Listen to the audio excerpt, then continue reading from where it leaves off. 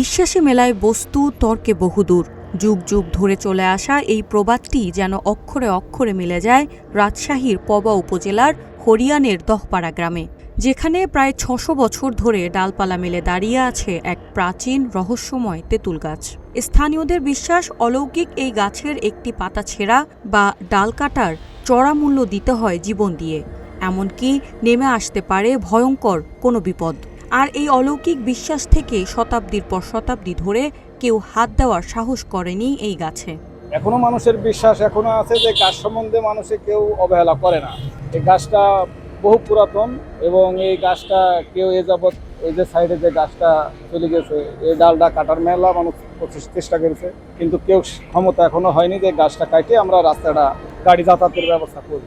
এখনো মানুষের দীর্ঘ বিশ্বাস আছে যে না, এই গাছ সম্বন্ধে কোনো অবহেলা করা যাবে। আমরা শুনেছি, আমার এই সিদ্দিক চাচা আমার বাড়ির পাশে মুরব্বী ছিল, ওর ওই ঠ্যাং কাটা পড়ে গাছের ডাল কাটি চলতাই বেচারি মারা গেছে এই ভয়ে। আর কেউ ডাল পাতা এখনো পর্যন্ত কাটে না। এই গাছের ডাল কাটতে এই দোকান থেকে ডাল কাটতে কেউ অসুবিধা আছে, আর দোকানে কাজই বন্ধ। এক সময় দিনেও এই গাছের নিচে আসতে গা শিউরে উঠত মানুষের। কালের বিবর্তনে গাছটিকে ঘিরেই গড়ে উঠেছে তেঁতুলতলা বাজার। জনবসতি বাড়লেও কমেনি গাছটিকে ঘিরে থাকা আতঙ্ক। বিশাল আকৃতির গাছটির ডালপালা আশেপাশের দোকানঘরের ভেতর দিয়ে চলে গেলেও ভয়ে তা কাটেননি কোনো দোকানদার। গাছের ডালপালা কাটতে আসলে ক্ষতি হয়। একজনের যে পা কাটা পড়ে গেছিল শোনা কথা, আমার মায়ের বাপের মুখ কথা শোনা।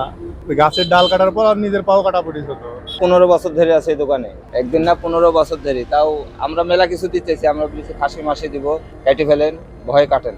কাটলে সমস্যা আছে, হয়তো এমনও সমস্যা হবে, ওর গায়ে ঘা হবে, ঠ্যাং কাটা পড়বে, এরকম আছে লোক। বিজ্ঞান নাকি লোকবিশ্বাস, কোনটি সত্য সেই তর্কে না গিয়ে শত বছরের এই প্রাচীন গাছটিকে পরম যত্নে আগলে রেখেছেন স্থানীয়রা। আর তাই লোকচক্ষুর আড়ালে থাকা এই অলৌকিক তেঁতুল গাছটি আজও রূপকথার গল্প হয়ে টিকে আছে এই জনপদে। News desk, green TV digital.